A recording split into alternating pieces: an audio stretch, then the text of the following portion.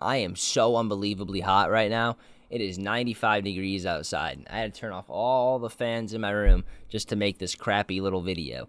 And I'm also in the attic room. And if you know anything about attic rooms, I'm hot. Okay, we'll just leave it at that. I'm only saying this because that's why I'm all sweaty looking. But with that out of the way, I wanted to talk about this anime called Akudama Drive. Akudama Drive was a 2020 anime that flew over my radar for a couple of years until about, I think about three or so months ago. I meant to watch it back then, but I forgot about it again until last night where I decided to binge it. And it was pretty good. Without getting into any spoilers, this show is about these Akudama, which Akudama means bad guy or villain within this story. And it follows a group of them who get a mysterious message telling them to go and save this other Akudama from public execution. Of course, they do that, but then it's revealed that that's just phase one of the plan. And they actually have to go and raid this Shinkansen, which is like this god train that all the citizens in the city worship, and go and steal steal something from a vault within that train. And that's really all I can give you, because from then on, it's just spoiler. And at that point, you wouldn't even want to watch the show, right? So we're going to leave it at that, but because it gets really fucking crazy, like really crazy, very fast. But yeah, this anime was definitely one of the most visually pleasing animes I've seen in a while. I mean, of course, it helps that it's a cyberpunk anime, and let's be honest here, most cyberpunk animes typically have decent art style or decent animation.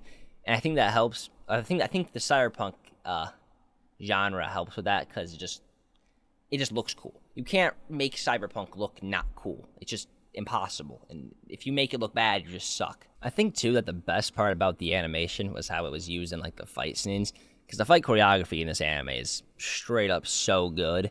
And there's one scene where Basher, I mean he bashes shit. That's why it's called Basher. He's fighting one of the executioners, and executioners are like the top of the police force, and they just start throwing hands in a gondola, and I'm not gonna lie, that scene was just so sick.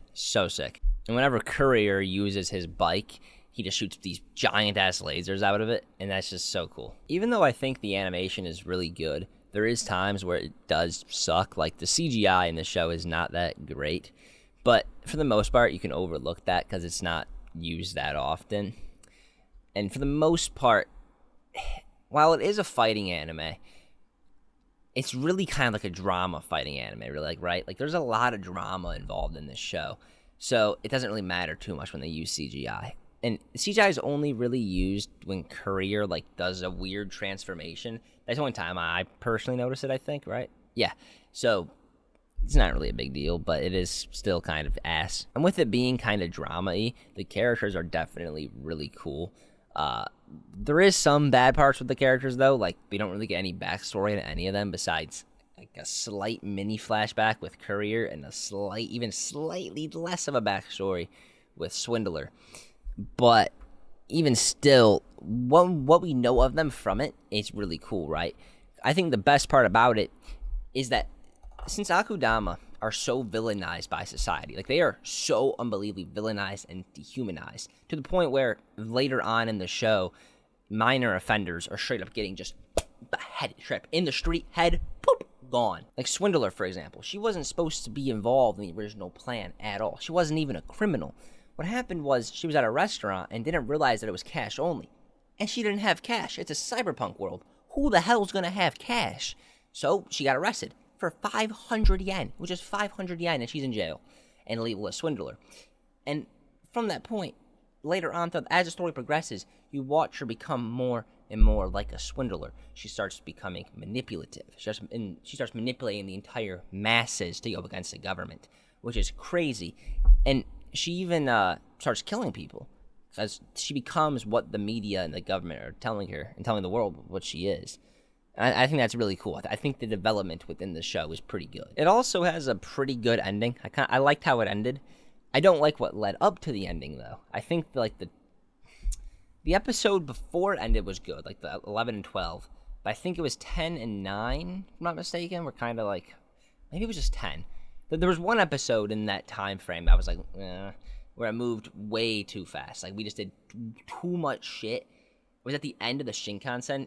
Once you watch it, you'll know what I mean. And it just went like way too quick, in my opinion. wrapped it up, that main arc, way too quick. But the ending itself was really good. I liked how it ended. I know this really wasn't that great of a review. It's more just a quick little yap session. But I low-key hate scripts, and I don't feel like doing little shitty little edits. So I'm just going to do this and post a few of these whenever I watch an anime, I guess. Because, I don't know, kind of find it fun to do that. But with that, if I had to give this anime a rating, I'd probably give it a flat-out 8.2. I'd give it an 8.2.